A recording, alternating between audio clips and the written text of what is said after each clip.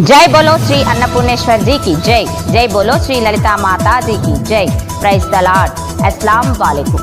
జై Bhim. Red salute comrade. నా పేరు డాక్టర్ ఉడుగుల సమైక్య హరీష్।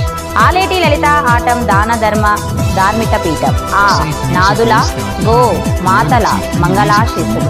ఆలేటి ఆటం వరల్డ్ AAW RTV వార్తా విశేషం।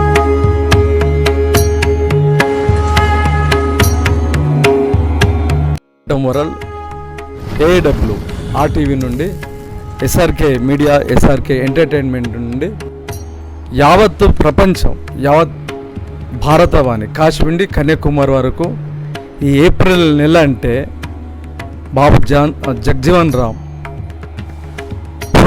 బాపు పూలే అంబేద్కర్ మహాశయుని పుట్టినరోజు వేడుకలను పురస్కరించుకొని యావత్తు భారతవాణి కోటాను కోట్ల జన చైతన్యంతో సామాజిక చైతన్యంతో ఇది ఉప్పొంగే తరంగాల్లాగా పోటెత్తే రీతిలో సామాజిక స్ఫూర్తితోటి ఉద్యమ బాటతోటి నడుస్తున్న గొప్ప సామాజిక పరిణామ క్రమ సమయం ఇది।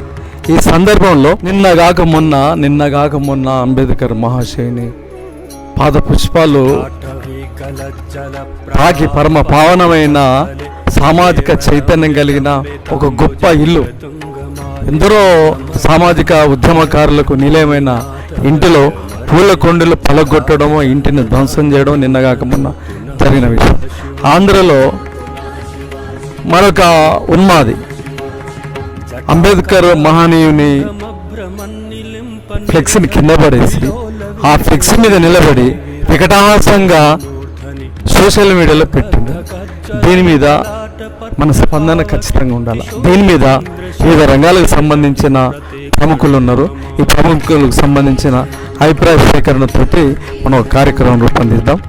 మొదటగా ఇక్కడ DYFI నుండి DYFI రంగారెడ్డి జిల్లా ప్రధాన కార్యదర్శి కామ్రేడ్ రాజు గారు।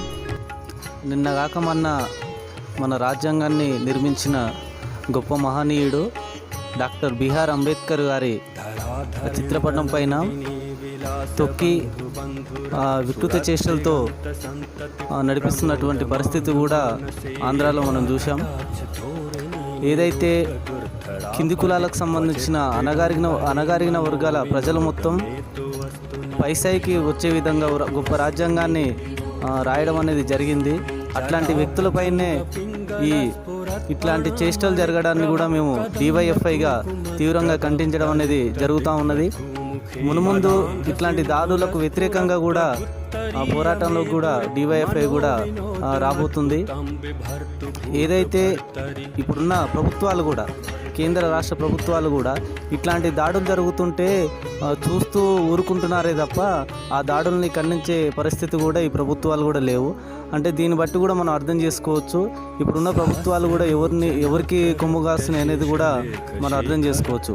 అందుకనే మునుముందు ఇట్లాంటి దాడులు ఎక్కడ కూడా జరిగినా కానీ వాటిని తీవ్రంగా ఖండించే విధంగా కూడా ఈ కేంద్ర రాష్ట్ర ప్రభుత్వాలు కూడా ఉండాలి అని చెప్పేసి మేము ప్రభుత్వాన్ని కూడా డిమాండ్ చేయడం అనేది జరుగుతుంది। అయితే ఇప్పుడు జరుగుతున్న విషయం ఏంటంటే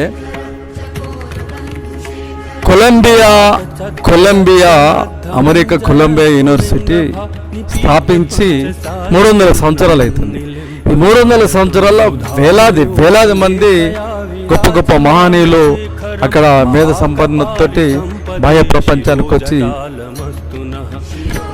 చరిత్ర సృష్టించిన సందర్భం ఇది। ఒక 6గురిని ఈ 300 సంవత్సరాల్లో 6గురిని ఎంపిక చేసిండు। దాంట్లో మొట్టమొదటి వ్యక్తిని మన మహనీయుడు అంబేద్కర్ పేరుని ప్రస్తుతించడం ఈరోజు ఇంగ్లాండ్లో కూడా యూనివర్సిటీలో పెద్ద విగ్రహం ప్రతిష్ఠించి అక్కడ జరుగుతుంటే ఇక్కడ మన విగ్రహాల మీద పలగొట్టడం, దాడులు చేయడం, ఫ్లెక్స్ల మీద చేయడం, దీన్ని ఏ రీతిలో భారత కమ్యూనిస్ట్ పార్టీ మార్క్సిస్ట్ తరఫున మీరు చూస్తూ ఉంటారు। ఇప్పుడు కామ్రేడ్ ఏర్పుల నరసింహ గారు అబ్దుల్లాపూర్ మెట్ రంగారెడ్డి జిల్లా కార్యదర్శి, వారి స్పందన విన్నాం। డాక్టర్ బాబా సాహెబ్ అంబేద్కర్ మన భారతదేశ రాజ్యాంగ నిర్మాణంలో ఒకరు ప్రధాన. ఈరోజు మొత్తం ఆ రోజు నుంచి అంబేద్కర్ గురించి మనం అప్పటి నుంచి ఇప్పటిదాకా చూసిన దాంట్లో కూడా ఈ అంటరానితనానికి వ్యతిరేకంగా అనేక పోరాటాలు చేసి ఈరోజు నిలబడ్డ దాంట్లో దళితులు కూడా ముందుకు రావాలని చెప్పి రాజ్యాంగం రాసిన దాంట్లో ఈరోజు అనేక మంది రిజర్వేషన్స్ ఉంచి ప్రజాప్రతినిధులు అయిపోయిన తర్వాత కూడా అంబేద్కర్ను మర్చిపోతున్నటువంటి పరిస్థితి ఉంది. కొంతమంది ఈ భారతదేశంలో బీజేపీ ప్రభుత్వం అధికారంలోకి వచ్చిన తర్వాత కొంతమంది మనువాదులు, ఒక రకంగా చెప్పాలంటే ఈ మనవాదం మదమెక్కినోళ్ళు కొంతమంది బాబాసాహెబ్ అంబేద్కర్ అంటే పడరానోళ్ళు, ఒక దళితుడు అని చెప్పేసి ఒక హీనంగా చూసే పద్ధతిలో అంబేద్కర్ రాసినటువంటి రాజ్యాంగాన్ని కూడా ఈరోజు మార్చే పద్ధతిలో ఈరోజు బీజేపీ ప్రభుత్వం ఆలోచన చేస్తూ ఉంది. అందుకని అందులో భాగంగానే ఈరోజు దళితుల మీద దాడులు జరుగుతున్నాయి, మహిళల మీద దాడులు జరుగుతూ ఉన్నాయి. అంబేద్కర్ను కూడా కనీసం అంబేద్కర్ విగ్రహాలని, అంబేద్కర్ ఫోటోలని కూడా ధ్వంసం చేస్తున్నటువంటి దుర్మార్గమైనటువంటి పరిస్థితి ఈ దేశంలో కొనసాగుతూ ఉంది. ఈ ప్రభుత్వాలు కూడా చూసి చూడనట్టు వ్యవహరిస్తూ ఉన్నాయి. ఒక భారతదేశ రాజ్యాంగ నిర్మాతని ఈరోజు కిందేసి తొక్కి ఆ ఫోటోలను తొక్కి విగ్రహాలను బలగొడుతుంటే కూడా వాళ్ళ మీద క్రిమినల్ కేసులు పెట్టి జైళ్ళలో బెల్దరకుండా చేసే పరిస్థితుల్లో చట్టాలు చేయాలని చెప్పేసి కూడా మేము సిపిఎం పార్టీగా కోరుతున్నాం. ఇప్పటికైనా భవిష్యత్తులో ఇలాంటివి జరిగితే ఖచ్చితంగా ఈ ప్రభుత్వాలు నిమ్మకు నీరెత్తినట్టుగా చూస్తున్నాయి. అట్లా కాదు, ప్రజల్లో ఇప్పటికీ దళితులలో కూడా పెద్ద అవేర్నెస్ వచ్చింది. ఒక అంబేద్కర్ లేకుండా ఈరోజు ఈ దేశంలో ఒక మార్పు లేదు. కాబట్టి అలాంటి అవేర్నెస్ వచ్చిన ఈ పద్ధతిలో అంబేద్కర్ మీద దాడులు జరగడం అనేది ఒక శోచనీయమైన పరిస్థితి. కాబట్టి సిపిఎం పార్టీగా ఇలాంటి దాడులు ఎండగట్టడం కోసం సిద్ధంగా ఉంటామని చెప్పేసి, ఎంతటికైనా తెగించి పోరాటం చేయడానికి మేము సిద్ధంగా ఉంటాం. ఇలాంటి జరగడం శోచనీయమని చెప్పేసి మేము వ్యక్తం చేస్తాము. నరసింహ గారు చెప్పినట్లే బెంగాల్ కలకత్తా మహాసభల్లో సిపిఎం పార్టీ ఆల్ ఇండియా మహాసభ జరిపిన తర్వాత అక్కడ ఒక పెద్ద ఆత్మవిమర్శనాత్మకమైన ఒక సంఘటన జరిగింది. అదేంటంటే కాన్షీరాము కానీ అక్కడున్న ఉత్తరప్రదేశ్ సామాజిక వర్గంలో జరిగిన మార్పులు కానీ దాన్ని చూసిన తర్వాత యావత్ భారతదేశంలో అట్టడుగున్న దళిత బిడ్డలు కానీ, ఎస్సీ ఎస్టీ బీసీ ఓసీలలో అంటే అగ్రవర్ణాలలో ఉన్న పేదలను కూడా బహుజనులే ఉంటారు అన్నట్టు. వీళ్ళందరినీ కలుపుకొని కాన్షీరాము తీసుకొచ్చిన ఉద్యమం ఏదైతుందో ఆ ఉద్యమం ఆషామాషి ఉద్యమం కాదు, భారత రాజకీయ చరిత్ర గతిని మార్చే రీతిలో మొత్తం అట్టడుకున్న ప్రజానికం మొత్తం ఉవ్వెత్తున్న కిరటాల్లాగా ఉప్పొంగుతున్న గొప్ప సామాజిక శుభ పరిణామ క్రమాన్ని మార్క్సిస్ట్ పార్టీ రాష్ట్ర ఆల్ ఇండియా మహాసభలో తీర్మానం చేసింది. అయితే మీరు చెప్పినట్లు దేశవ్యాప్తంగా జరుగుతున్న గొప్ప శుభ పరిణామం. అయితే మనకడ ఇంకో ఉన్న గొప్ప విషయం ఏంటంటే ఉమ్మడి తెలుగు రాష్ట్రాల్లో కాన్షీరాము పార్టీ బిఎస్పి పార్టీ ఏదైతుందో ఆ బిఎస్పి పార్టీకి పునాదులు వేసి నీరు పోసి నారు పోసి ఆకులు చెట్లు పెరిగే రీతిలో తన జీవితాన్ని మొత్తం పుట్టబుడిస్తే అక్షర ముక్కరాని చదువురాని సామాన్యులను మొదలు పెడితే గొప్ప గొప్ప విద్యావంతుల్ని, మేధావి వర్గాల్ని, ఉన్నతాధికారులను అందరినీ ఒక వేదిక మీదకి తీసుకొచ్చిన గొప్ప తాత్విక చింతన, ఉద్యమ స్ఫూర్తి, త్యాగనిరతి కలిగిన పెద్దలు ఇప్పుడు ద్రవిడ నాడు జాతీయ అధ్యక్షులుగా తెలుగు భాషోద్యమ ఉద్యమ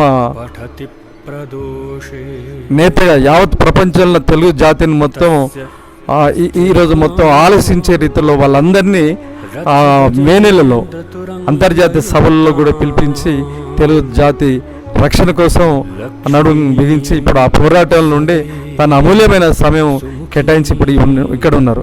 అయితే దేశవ్యాప్తంగా జరుగుతున్న దళితులు కానీ బహుజనులు కానీ ఉద్యమంలో ఇప్పుడు వాళ్ళు ఎత్తున వస్తున్న తీరుతెన్నుల మీద వాళ్ళు జాడి చేస్తున్న తీరు మీద, ఉదాహరణకి ఇప్పుడే మనం సాగర్లో ఎన్నికలు చూసినాం. విపరీతమైన జనం, జాతరలు జరుగుతున్నాయి, విపరీతమైన జనం, సినిమా హాలు చూస్తున్నాం, విపరీతమైన జనం, బ్రాందీ షాపులు చూస్తున్న విపరీతమైన జనం. కానీ బాపు పూలే, బాపు జగజీవన్ రామ్, మహానీయుడు అంబేద్కర్ జయంతి ఉత్సవాలను మాత్రం కరోనా వస్తుందట కట్టడి చేసే ఒక కుట్రనా కుతంత్రమా మంచా చెడ, దీని మీద మరి అభిప్రాయం మాట్లాడారు. ఆల్రెడీ ఆశ్రమం నిర్వాహకులు ఆటం గారికి, అదేవిధంగా ఎంతో బిజీగా ఉన్న తన సమయాన్ని వెచ్చించి ఈ సామాజిక అంశాల పట్ల ముందుకు వచ్చినటువంటి మన రాకింగ్ స్టార్ రాకేష్ మాస్టర్ గారికి, అదేవిధంగా మీ పేరైనా సిఐటి అబ్దుల్లాపూర్ మండల నాయకులు నరసింహ గారికి, అదేవిధంగా డిఐఎఫ్ఐ నాయకులు గారికి అందరికి కూడా జై ద్రవిడ. అయితే ఈరోజు ప్రధానంగా ఏంటంటే, వాస్తవంగా అంబేద్కర్ గారు ఒక దళితులకు, ఒక బీసీలకు, ఒక మహిళల కోసమే పోరాడలేదు. ఆయన భారతదేశంలో ఉన్నటువంటి సకల కులాలు, సకల మతాలు అందరికీ కూడా సమాన అవకాశాలు ఉండాలి. ఏ ఒక్కరు కూడా ఏ కులం పేరు మీదనో, మతం పేరు మీదనో వివక్షత గురి కావద్దు. అన్ని వర్గాల ప్రజలు కూడా సుఖ సంతోషాలతో ఉండాలని చెప్పేసి చాలా దేశాల రాజ్యాంగాలను చదివి అన్నిట్లో ఉన్నటువంటి సామాన్య ప్రజలకు న్యాయం జరిగే విషయాలు, చట్టాలు ఏవైతే ఉన్నాయో వాటన్నింటినీ కూడా మన భారత రాజ్యాంగంలో పొందుపరచడం జరిగింది. ఇన్ని అవకాశాలు కల్పించి ఇంత సామాన్య జనానికి ఇంత న్యాయం చేసినటువంటి భారతదేశానికి, ఎంతో పేద ప్రజలకు న్యాయం జరగడానికి కావాల్సిన చట్టాలను రూపొందించిన వ్యక్తి మీద ఈరోజు భారతదేశంలో ఉన్న కొంతమంది ఉన్నత వర్గాల వాళ్ళు ఎందుకు వ్యతిరేకత చూపిస్తూ ఉన్నారు? అందులో ఉన్నత వర్గాల వారికి కూడా ఎక్కడ కూడా అన్యాయం చేయమని, ఉన్నత వర్గాలకు వాళ్ళకు వ్యతిరేకంగా చట్టాలు చేయమని అంబేద్కర్ గారు ఎప్పుడూ చెప్పలేదు. అయినా కానీ ఎందుకు వ్యతిరేకత వస్తుందంటే, దీనికి మన బహుజన సమాజం, దళిత సమాజమే దీనికి ముఖ్య కారణం అని కూడా మనం చెప్పవచ్చు. ఎందుకు అని అంటే, అంబేద్కర్ గారిని ఎంతసేపు దళితులకు నాయకుడిగా ప్రచారం చేశారు మన దళిత సంఘాలన్నీ కూడా. ఇప్పుడు చాలా వరకు మనం గతంలో చూసుకుంటే ఈ మధ్య కాలంలో కొన్ని నడి సెంటర్లలో పెడుతున్నారు, కానీ అంబేద్కర్ గారి విగ్రహాలు ఎక్కువ కూడా దళిత వాడలలో పెట్టారు. పెట్టి కొన్ని సంఘాలు ఇంకా ఏం చేసిందంటే, అక్కడ ఉన్నటువంటి ఒక సర్పంచ్ ఎవరైనా అగ్ర కులస్తులు ఉండి దానికి కొంత ఆయన చందా ఇచ్చి ఆ మీటింగ్కి వచ్చి అంబేద్కర్ గారి విగ్రహం ఓపెన్ చేస్తే, ఒక అగ్రకుల పైన వచ్చి మా అంబేద్కర్ గారి విగ్రహం ఓపెన్ చేయడం అనేది, మీరు అక్కడ దళితులు అంబేద్కర్ అయితే అగ్రకుల పైన ఓపెన్ చేయడం అనేది సందేశాలు ఇవ్వడం జరిగింది. దీని ద్వారా ఏంటంటే, ఏదైనా అగ్రకులాలను తిట్టాలనుకుంటే వీళ్ళు ఎంతసేపు కూడా మనోళ్ళందరూ కలిసి అంబేద్కర్ ఫోటోని ముందర పెట్టడం, అంబేద్కరే ఇట్లా తిట్టమని చెప్పాడు, అట్లా తిట్టమని చెప్పాడు అనే వాతావరణం రావడం వల్ల ఏమైపోయిందంటే, అంబేద్కర్ అనేట ఆయన మనకు వ్యతిరేకము, అంబేద్కర్ అనేట ఆయన ఓన్లీ దళితులకే నాయకుడు, దళితుల పక్షాలను వహించడం అనే వాతావరణం ఈరోజు భారతదేశం మొత్తంలో సృష్టించబడ్డది. కాబట్టి వాస్తవంగా ఏంటంటే, ఇప్పుడు మనం అంబేద్కర్ గారి విగ్రహాలు ఎప్పుడైనా సరే దళిత వాడలో పెట్టకూడదు. అంబేద్కర్ గారి విగ్రహం ఎక్కడ పెట్టాలంటే, గ్రామ చౌరస్తాలో కానీ, గ్రామ పంచాయతీలో కానీ, నడి సెంటర్లలో పెట్టాలి. అంబేద్కర్ని ఎప్పుడు కూడా ఒక కులానికి, ఒక మతానికే పరిమితం చేయకూడదు. అంబేద్కర్ గారిని అన్ని భారతదేశానికి అన్ని అసమానతలకు, అంటే మహిళలకు కానీ, అణగారిన వర్గాలకు కానీ, అందరికీ అన్ని వర్గాల వారికి సమాన న్యాయం చేయడానికి ఆయన రాజ్యాంగం రాసిండు. కాబట్టి అంబేద్కర్ గారిని అన్ని విధాలు చూడాలి. అయితే దీనికి ఎవరైనా సరే వాళ్ళకు ఇది దళితుల మీద ఉన్న కోపాన్ని, అంటే రిజర్వేషన్ ఎంతసేపు ఏంటంటే, రిజర్వేషన్ల మీద కూడా ఎక్కువ శాతం ఏంటంటే తప్పుడు అవగాహన ఉన్నది. వాస్తవంగా 100% ఉద్యోగాలు ఉన్నాయనుకుంటే, ఈ ఎస్సీ ఎస్టీలకు మా అంటే ఎంత ఉన్నాయి? 23% ఉంది. విద్యా ఉద్యోగ రాజకీయ రంగంలో ఉన్నది రిజర్వేషన్. అయినప్పటికీ కూడా ఈ రిజర్వేషన్లు అన్నీ కూడా ఏం జరుగుతుందంటే, దాంట్లో కూడా చాలా తప్పుడు విధానం జరుగుతూ ఉన్నది. ఏంది ప్రధానంగా అంటే, ఒకటే ఇంట్లో ఇప్పుడు ఒకటి ఇంట్లో పెన్షన్ ఉంటే 2000 పెన్షన్ ఇంకోళ్ళకి ఇవ్వని పరిస్థితి రాష్ట్రంలో ఉన్నది.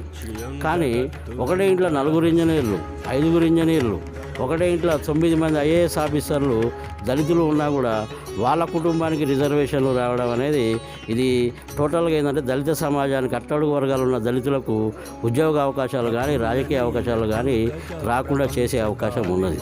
దీనికి ప్రధానంగా ఏంటంటే, ఇప్పుడు మన వెంకటస్వామి ఉన్నాడు, గుడిసెల వెంకటస్వామి ఉన్నాడు. ఆయన 3-4 సార్లు కేంద్ర మంత్రి. వాళ్ళ కొడుకులు కూడా చాలా పెద్ద పెద్ద వ్యాపారులు. వాళ్లకు ఒక 10,000 కోట్ల పైన ఆస్తులు ఉన్నాయి.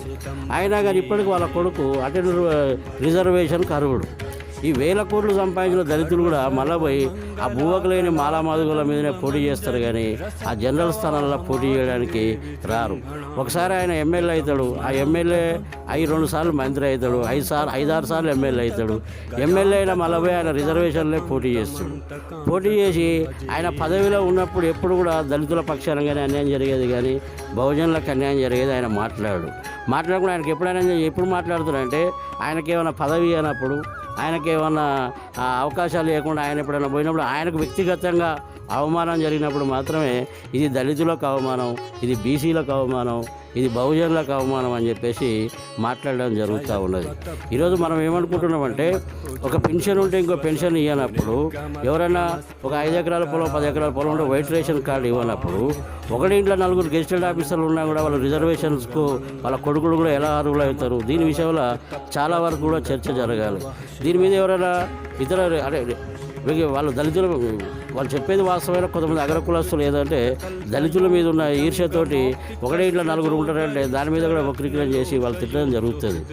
వాస్తవంగా ఏంటంటే రిజర్వేషన్ల మీద ఒకసారి ఎవరైతే గెజిటెడ్ ఆఫీసర్ అవుతారో వాళ్ళ పిల్లలకు ఎవరు కూడా రిజర్వేషన్ ఇవ్వకూడదు. ఒకసారి ఎమ్మెల్యే అయిన వారికి ఇంకోసారి ఈ రిజర్వేషన్ల ఎమ్మెల్యే సీట్లు కానీ ఇవన్నీ కూడా ఇవ్వకూడదు. దానివల్ల ఏం జరుగుతుందంటే ఒక రిజర్వేషన్ ఇప్పుడు మన జూబులి ప్రభాకర్ మాలమానాడు, ఇది మీకు నచ్చకపోతే తర్వాత ఎడిటింగ్లు తీసేయరు, నచ్చకపోతే తర్వాత ఎడిటింగ్లు తీసేసుకోరు, ప్రాబ్లం లేదు. ఇప్పుడు మనకు మాలమానాడు ఇంతకుముందు అధ్యక్షుడు జూబులి ప్రభాకర్ ఉండే, ఆయన ఏం చేసిండంటే మీకు engineering seat, government engineering seat రిజర్వేషన్లో తీసుకొని తర్వాత గవర్నమెంట్ ఉద్యోగం తీసుకున్నాడు. రిజర్వేషన్లో గవర్నమెంట్ ఉద్యోగం తీసుకొని మళ్ళీ గవర్నమెంట్ ఇచ్చే ఎమ్మెల్సీ సీటు తీసుకున్నాడు.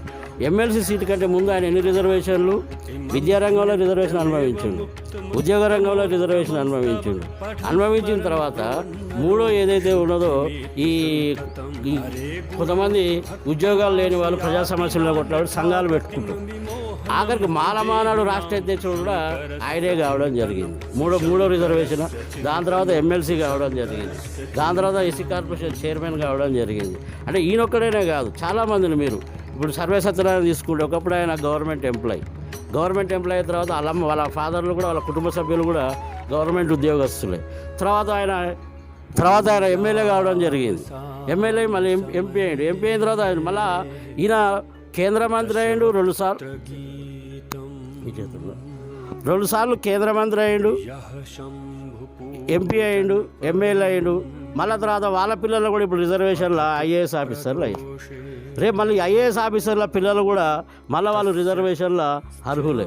ఇది ఎంతవరకు సమంజసం అంటే ఒకటే రిజర్వేషన్ను విద్యారంగంలో అనుభవించిన వాళ్ళు రాజకీయ ఉద్యోగ రంగానికి వస్తున్నారు, ఉద్యోగాలలో ఉన్న స్థితికి పోయిన వాళ్ళు మళ్ళీ రాజకీయ రంగంలో రిజర్వేషన్ కూడా వాళ్ళ కుటుంబాలు అనుభవిస్తున్నాయి. రేపు ఇప్పుడు ఏదైనా బ్యాంకు సంక్షేమ పథకాలు వీకర్ సెక్షన్స్ పెట్టినా కూడా వాళ్ళు ఏమడుగుతారంటే షూరిటీ అడుగుతారు, బ్యాంకు షూరిటీ మళ్ళీ ఎవరికి ఉంటుంది, ఎవరైతే ఆర్థికంగా జడ్పీటీసీలు, ఎమ్మెల్యేలు, ఎంపీలు, ఎంఆర్ఓలు, ఎండిఓలు అవుతారో వాళ్ళ పిల్లలకు మాత్రమే షూరిటీ అనేది ఆర్థికంగా స్తోమత ఉంటుంది, వాళ్ళకు మాత్రమే లోన్లు వచ్చే అవకాశం ఉన్నది. ఇదంతా కూడా ఏంటంటే రిజర్వేషన్ అనేది కొన్ని కుటుంబాల చుట్టే తిరుగుతున్నది. ఆ రిజర్వేషన్ లోపాల వల్ల అణగారిన వర్గాలు, అట్టడుగు వర్గాల ప్రజలకు బాగా అన్యాయం జరుగుతుంది. దీని మీద ఎవరు కూడా మాట్లాడరు. ఎందుకు మాట్లాడారంటే ఈ కుల సంఘాలకు డబ్బులు ఇచ్చిన వాళ్ళంతా కూడా ఈ ఉద్యోగ రంగంలో ఉన్నోళ్ళు, రాజకీయ రంగంలో ఉన్నోళ్ళు. ఈ మాట మాట్లాడితే వాళ్ళు డబ్బులు ఇవ్వరు. తర్వాత అసెంబ్లీలో కానీ ఎక్కడైనా మాట్లాడాలన్నా కూడా వాళ్ళే మాట్లాడతారు. కాబట్టి మీరు ఎక్కడైనా చూడండి, దళితులకు అన్యాయం జరిగినా, బీసీలకు అన్యాయం జరిగినా, ఎస్టీలకు అన్యాయం జరిగినా, మహిళలకు అన్యాయం జరిగినా రాజకీయంలో ఉన్న వాళ్ళు ఎవరు మాట్లాడరు. వాళ్ళు మాట్లాడకుండా ఎవరు కుల సంఘాలు వచ్చి మాట్లాడతారు. ఆ కుల సంఘాలు మాట్లాడితే ఏం న్యాయం జరుగుతుంది? అప్పుడు రిజర్వేషన్లు అనేవి ఎందుకు వచ్చినాయి? అసెంబ్లీలో ఏ వర్గానికైతే అన్యాయం జరుగుతుందో ఆ అసెంబ్లీలో కానీ పార్లమెంట్లో కానీ ఈ అణగారిన వర్గాల నాయకులు పోయి మాట్లాడితే అది పార్లమెంట్లో కానీ అసెంబ్లీలో కానీ చర్చ జరిగి వాళ్ళకి న్యాయం జరుగుతుంది అనే విషయంలో రిజర్వేషన్లు వచ్చినాయి. కానీ మరి రిజర్వేషన్ల మీద ప్రజాప్రతినిధులు అయిన వాళ్ళు ఈ పార్లమెంట్లో కానీ అసెంబ్లీలో కానీ వాళ్ళు అణగారిన వర్గాలకు అన్యాయం జరిగినప్పుడు మాట్లాడినప్పుడు వాళ్ళకి అసలు రిజర్వేషన్లు ఎందుకు ఇవ్వాలి? అసలు రిజర్వేషన్ సిస్టమే తప్పుడుగా ఉంటుంది.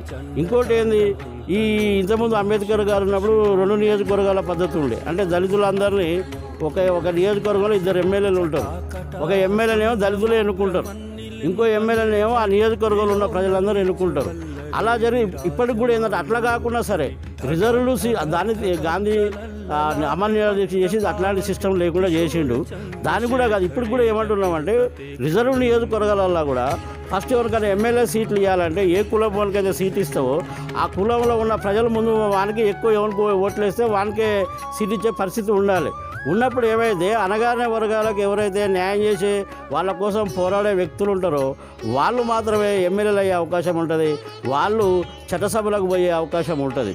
కానీ ఇంకా ఇవి కాకుండా మనోళ్ళు ఏమనుకుంటారు, మనమే రాజ్యాధికారానికి రావాలి, మనమే పార్టీలు పెట్టాలని. మన పార్టీలు ఉన్నాయి, మన పార్టీలు ఉన్నాయి, కానీ ఓట్ల ఈ డబ్బు విషయంలో వీటన్నిటి విషయంలో వచ్చేసరికి మనోళ్ళందరూ కూడా డబ్బులు అమ్ముడుపోయే పరిస్థితి ఉన్నందువల్ల మనం ఇంకా 1000 సంవత్సరాలు కొట్లాడినా కూడా డబ్బులు లేకుండా ఎన్నికల నిలబడి అధికారంలోకి వచ్చే పరిస్థితి లేదు. ఇట్లా ఒకవైపు ధనికులు ఎవరైతే ఉన్నారో పెద్ద పెద్ద బడా పెట్టుబడిదారులు కానీ వాళ్ళ ఏజెంట్లు కానీ వాళ్ళు ఒకవైపు అట్టడుగున్న దళిత బిడ్డలు కానీ బహుజనుల బిడ్డలు కానీ పై రాకుండా తీసుకోవడం ఒక ఎత్తు. వారు చెప్పినట్లు ఎవరైతే అప్పటికే అప్రతిహతంగా ఆర్థికంగా ఇతర రాజకీయంగా అప్రతిహతంగా పురోగమనంలో ఉండి మళ్ళీ వాళ్ళు కూడా ఇతరులను కూడా అడ్డుపడనీయకుండా ఇతరులను కూడా ఎదగనీయకుండా చేస్తూ ఉన్నారు. ఈ క్రమంలో బలిపోషులు అవుతారు. నిన్న శంకర్ నాయక్ కాకతీయ యూనివర్సిటీ నుండి ఆయన అటు కాకుండా ఇటు కాకుండా దీని మీద అసలు ఏ రీతిలో చర్యలు తీసుకుంటే బాగుంటుందని ఎస్ఎఫ్ఐగా మీరు భావిస్తూ ఉన్నారు. ఇప్పుడు ఎస్ఎఫ్ఐ నుండి అబ్దుల్లాపూర్ మెట్టు మండల అధ్యక్షుడైనటువంటి శివ గారు మాట్లాడుతారు. విద్యార్థి బోడా సునీల్ నాయక్ అన్న గారు పురుగుల మందు తాగి ఆత్మహత్య చేసుకోవడం జరిగింది. దీనికి ప్రధాన కారణం తెలంగాణ రాష్ట్ర ప్రభుత్వం కేసీఆర్ది హత్య అని కూడా మనం అనొచ్చు. అతని ఆత్మహత్య కాదు, ప్రభుత్వ హత్య. ఎందుకు ప్రభుత్వ హత్య అంటే తెలంగాణ రాష్ట్ర ప్రభుత్వం ఏం చెప్పి ఇంటికో ఉద్యోగం అన్నది తెలంగాణ రాష్ట్రం వస్తే మన ఉద్యోగాలు మనకు, మన నీళ్లు మనకు, ఇలా మన ఉద్యోగాలని మన నీళ్ళని దోచుకు తింటుంది ఆంధ్ర ప్రభుత్వం అన్నది. ఆంధ్ర రాష్ట్రం అని చెప్పిండు, కానీ ఇలా ఆంధ్ర రాష్ట్రానికి నీళ్లు పంపిస్తున్నాడు. ఉద్యోగాల భర్తీ ఊసే లేకుండా పోయింది.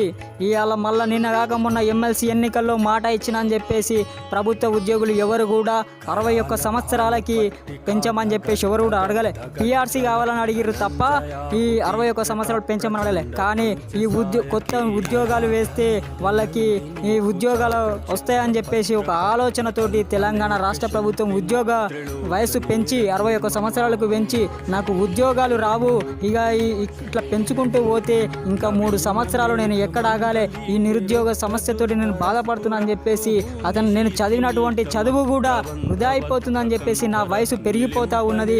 నా వయసు పెరిగినప్పుడు ఉద్యోగం రాదు, 35 సంవత్సరాలు దాటితే నా ఉద్యోగ అనుమతి నాకు ఏ విధంగా ఉంటుందని చెప్పేసి ఒక భయోందోళనతో నా జీవితం అయిపోయింది అనే ఒక నిరాశతో ఇప్పటికైనా ఈ తెలంగాణ ప్రభుత్వానికి, తెలంగాణ యువకులకి చురుకైనటువంటి సమాధానంగా నా చావు 10 మంది ఆశయాన్ని నిలబెట్టేటందుకు, నా చావు ఇతరులు నిద్రపోతున్నటువంటి తెలంగాణ యువతను మేల్కొనే విధంగా నా చావు ఉండాలని చెప్పేసి ఆ విధంగా వీడియో మాట్లాడి మరి ఇలా అతను ఆత్మహత్య చేసుకోవడం జరిగింది. ఇప్పటికైనా తెలంగాణలో ఉన్నటువంటి నిరుద్యోగ యువత కూడా కదిలి ఈ తెలంగాణ ప్రభుత్వాన్ని, ఈ ప్రగతి భవన్ పునాదులను కదిలించేటట్టు కూడా ఈ తెలంగాణ రాష్ట్ర యువత కదలాలని చెప్పేసి ఆ విధంగా కూడా వాళ్ళు చేస్తున్నటువంటి పోరాటానికి బోడా సునీల్ నాయక్ ఏ విధంగా అయితే ఆత్మహత్య చేసుకున్నాడో అతని కుటుంబానికి ఎక్స్గ్రేషియా ఇవ్వాలని చెప్పేసి, అతని ఇంటికి ఒక ఉద్యోగం ఇవ్వాలని చెప్పేసి ఆ విధంగా భారత విద్యార్థి ఫెడరేషన్ ఎస్ఎఫ్ఐ ఉద్యోగాలు భర్తీ చేసేంత వరకు, ఉద్యోగ నోటిఫికేషన్లు భర్తీ చేసేంత వరకు యువతను, విద్యార్థులను ఏకం చేసుకొని అవసరమైతే డివైఎఫ్ఐ యువజన సంఘాన్ని ఎస్ఎఫ్ఐ ఈ విధంగా కూడా ముందుకు సాగి పెద్ద ఎత్తున ఆందోళన చేసి తెలంగాణ ప్రభుత్వాన్ని గడగడలాడించి నైజాం సర్కార్ని ఏ విధంగా అయితే తరిమి కొట్టిరో ఆ విధంగా భయోందోళనకు కూడా ఈ తెలంగాణ ప్రభుత్వాన్ని చేస్తామని చెప్పేసి భారత విద్యార్థి ఫెడరేషన్ ఎస్ఎఫ్ఐగా మేము చెప్తా ఉన్నాం. అయితే ఇప్పుడు మనం చూస్తున్నాం యూట్యూబ్ తెలుగు ఛానల్కి అది సూపర్ స్టారా, మెగాస్టారా, రెడ్ సన్ స్టార్ అనడం ఇంకా సముచితంగా ఉంటుంది. యూట్యూబ్ ఓపెన్ చేసినా లేదు, సినిమా రకరకాల పద్ధతుల్లో కరోనా కష్టకాలంలో సామాజిక సేవ తత్పరతలో చూసినప్పుడు ఒక గొప్ప లెజెండ్ మన పక్కనే ఉన్నారు డాక్టర్ రాకేష్ మాస్టర్ గారు. వారిలో ఉన్న ప్రత్యేకత ఏంటంటే సినిమా డైలాగులు కానీ ఆ నృత్యాన్ని కానీ ఇతర అంశాలని శాస్త్రీయ దృక్పథంతో ఆయన గారు చేసే రకరకాల విన్యాసాలను మనం చూస్తూ ఉంటాం. దీని వెనుక మళ్ళీ శాస్త్రీయ సైద్ధాంతిక దృక్పథం కూడా ఉన్నది. జై భీమ్ అంటూ ఉంటాడు, జై జవాన్ అంటూ ఉంటారు. ఇంత గొప్ప సామాజిక పరివర్తన కలిగిన వీరిని కూడా ఇప్పుడు ఏం జరుగుతుంది అసలు? ఒకవైపు నిరుద్యోగ బిడ్డలు, విద్యార్థులు చనిపోతున్నారు ఒకటి, రెండోది అంబేద్కర్ విగ్రహాల మీద దాడులు జరుగుతున్నాయి, రెండు, మూడోది అంబేద్కర్ని స్మరించుకుంటూ అంబేద్కర్ ఆశయ సాధనని 10 మందికి తెలియజేయడానికి ఆటంకం సృష్టిస్తున్న పాలక వర్గం ఉన్నది. అసలు దీని మీద మొత్తం టోటల్గా ఎస్ఆర్కే మీడియా నుండి మీరేమనుకుంటుంది? ఇప్పుడు జై భీమ్ అంటే దేశం వర్ధిల్లాలని, ఈ యొక్క జ్ఞానం దేశం. సో ఈ భూమి లేకపోతే మనకు జ్ఞానం ఉన్నా వేస్ట్. సో ఈ భూమిలో మనం ఉన్నాం అనుకుంటే జ్ఞానం.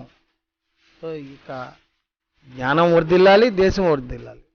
భారతదేశమే కాదు యావత్ ప్రపంచం వర్ధిల్లాలనే ఒక విధంగానే తను కోరుకున్నారే కానీ ఎస్సీ ఎస్టీ బీసీ సంఘాల కోసం ఆయన చేయలేదు, అందరి కోసం చేశారు. ఈ యొక్క మానవతా దృక్పథంతో ఉన్న యొక్క ప్రతి మనిషికి వర్తిస్తుంది. అందుచేత చాలా చింతించాల్సిన విషయం, చాలా బాధపడాల్సిన విషయం ఏంటంటే డాక్టర్ బిఆర్ అంబేద్కర్ మన రాజ్యాంగ చట్టాన్ని రాసిన గొప్ప మహనీయుడు, మహానుభావుడు, దేవుడు. అలాంటి గొప్ప వ్యక్తి గురించి మనం ఎన్ని చెప్పుకున్నా ఇంకా ఎంతో ఉంటుంది. సో అందరూ మాట్లాడారు కనుక ఇది ప్రభుత్వం కూడా చొరవ తీసుకొని ఎవరైతే ఆంధ్రప్రదేశ్లో ఆ ఫ్లెక్సీని కిందకి పడేసి కాలుతో తొక్కాడో అతని మీద కఠిన చర్య తీసుకోవాలి. దీనివల్ల యావత్ మన భారతదేశంలో మత కలహాలలాగా ఈ జై భీమ్ కలహాలు కూడా సృష్టీకరణ అవుతుంది. అందువల్ల రానియకుండా ప్రతి ప్రభుత్వం కూడా నిర్ణయం తీసుకోవాలి. అలాగనే ఈ యొక్క తెలంగాణ ప్రభుత్వం తీసుకున్న నిర్ణయాలు మన యొక్క ఖజానా మొత్తం తీసుకెళ్ళిపోతుంది ఆంధ్రప్రదేశ్ అనే యొక్క నినాదం పలికి యువతని కదిలించి తెలంగాణ ప్రతి యొక్క ఆడపడుచుల్ని అన్నలదమ్ములను అందరినీ కదిలించి ఎంతోమంది ప్రాణత్యాగం చేసి ఉస్మానియా యూనివర్సిటీ బిడ్డలు ప్రాణత్యాగం చేసిన వాళ్ళు ఎంతోమంది ఉన్నారు. వాళ్ళ తల్లిదండ్రులు కడుపు కోత ఎంతో ఉంది. అలాంటి బాధల్లో మనం అందరం ఉన్నామనే యొక్క తెలంగాణ బిడ్డలు బాధపడే యొక్క సందర్భంలో మళ్ళా ఈ యొక్క 61 సంవత్సరం, ఇంతకుముందు ఎంత ఉన్నింది 58 నుంచి 61 సంవత్సరం ఎందుకు పెంచారు కేసీఆర్ గారిని నేను నిలదీసి అడుగుతున్నాను. పైగా తను చనిపోయిన వ్యక్తి ఎందుకు చనిపోవాల్సి వచ్చిందో కూడా ఒకసారి మన విద్యార్థులు అవ్వచ్చు, తల్లిదండ్రులు అవ్వచ్చు, తండ్రి అవ్వచ్చు, అన్నలు అవ్వచ్చు, ఒక్కసారి ఆలోచించి ఉప్పెనగా తెలంగాణ మాకు ఇవ్వండి అని ఎలా అయితే కోరుకున్నారో అలాగనే 58 నుంచి 61కి ఎవరు మిమ్మల్ని అడిగారో అది మీరు ఆలోచించుకోండి. మీరు ఓటు బ్యాంక్ కోసం మీరు ఆలోచించుకున్నారు. ఈరోజు ఆ అబ్బాయి చనిపోవడానికి కారణం కూడా మీరు ఆలోచించుకోండి. ఇంకొక 2-3 సంవత్సరాలు అయితే వయసు అయిపోతుంది, నీకు ఉద్యోగం లేదు. ఇలా ఒక్క వ్యక్తే కాదు, కొన్ని లక్షల మంది కూడా చనిపోయే రోజులు వస్తున్నాయి. కనుక ఆ బిడ్డ అడిగినట్లు ఈ యొక్క మీడియా ద్వారా ప్రభుత్వం అర్థం చేసుకొని, ప్రజలు అర్థం చేసుకొని ముందుకు రావాలని, అలాగే రాబోయే రోజుల్లో డాక్టర్ బిఆర్ అంబేద్కర్ యొక్క నినాదాలు మనం పలుకుతూ మనం అందరం ముందుకు వెళ్ళాలని మనం మనస్ఫూర్తిగా కోరుకుంటూ సెలవు తీసుకుంటున్నా. ఇట్లు మీ రాకేష్ మాస్టర్. జై భీమ్. ఇది చెట్టు మీద కూర్చొని, చెట్టు కొమ్మ మీద కూర్చొని చెట్టు నరుకోవడం ఎంత మూర్ఖత్వమో, భారత రాజ్యాంగాన్ని, భారత స్వాతంత్రం, ఈ ప్రజాస్వామ్యాన్ని, ఈ లౌకిక సమాజాన్ని నిర్మించిన గొప్ప మానవతావాది మహావిజ్ఞాని, ప్రపంచంలో ఏ మానవుడు కూడా అన్ని రకాల డిగ్రీలు పొందని ఒక అత్యున్నత విద్యావంతుడైన ఒక గొప్ప విజ్ఞాన కనుండి ఉద్భవించిన మన రాజ్యాంగ నిర్మాత, యావత్ భారత ప్రజానీకానికి మొత్తం ఉపయోగపడే ఒక గొప్ప వ్యక్తిత్వం కలిగిన, తన ఆ సైద్ధాంతిక నిబద్ధత కలిగిన రాజ్యాంగ నిర్మాణం. అయితే దీన్ని అపార్థం చేసుకొని దీంట్లో పెద్దలు అన్నట్లు డాక్టర్ రాకేష్ మాస్టర్ గారు అన్నట్లు సమాజంలో దళిత బిడ్డలు, వెనుకబడిన తరగతులు, మైనార్టీలు వారు వీళ్ళ మధ్యలో అగాధం సృష్టించే, ఘర్షణ రూపం సృష్టించే ఒక కుతంత్ర రాజకీయ నేపథ్యం జరుగుతుందనేది వారి అభిప్రాయం. ఏదైనప్పటికీ కూడా చెట్టు కొమ్మ మీద కూర్చొని చెట్టు నరుకోవడం ఎంత మూర్ఖత్వమో, అంబేద్కర్ని అవమానించిన, అంబేద్కర్ విగ్రహాలని విధ్వంసం చేసిన, అంబేద్కర్ పోస్టర్స్ని ఏదైనా చేసినా అంతే ఇది ఉంటుంది. చరిత్ర క్షమించదు. చరిత్ర క్షమించదు. యావత్ విద్యార్థి యోజనలు మొత్తం యావత్ భారత ప్రజానికం కులాలకు మతాలకు పార్టీలకు అతీతంగా దీన్ని మనం ఖండిస్తూ అంబేద్కర్ ఆశయాన్ని ముందుకు తీసుకుపోవాల్సిన అవసరత ఎంత ఉన్నదని ఈ డిబేట్కి పాల్గొన్న పెద్దలు ఎవరెవరైతే ఉన్నారో డాక్టర్ రాకేష్ మాస్టర్ గారు, ఈ నరసింహ గారు, పెద్దలు మన బిడ్డ సిద్ధార్థ గారు, ఎస్ఎఫ్ఐడివై కామ్రేడ్స్, వీళ్ళందరికీ పేరు పేరున హృదయపూర్వకంగా కృతజ్ఞతలు తెలియజేస్తూ ఆలిట్ ఆటం వరల్డ్ ఏఐడబ్ల్యూ ఆర్టీవీ నుండి సుభాష్.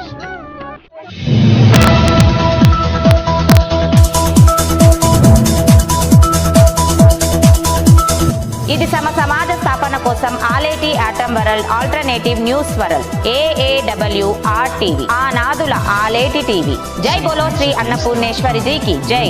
జై బోలో శ్రీ లలితా మాతాజీకి జై. ఈ వీడియో మీకు నచ్చినట్లయితే లైక్ చేయండి, షేర్ చేయండి. ఆశ్రమ అభివృద్ధికై మా ఛానల్ని సబ్స్క్రైబ్ చేయండి.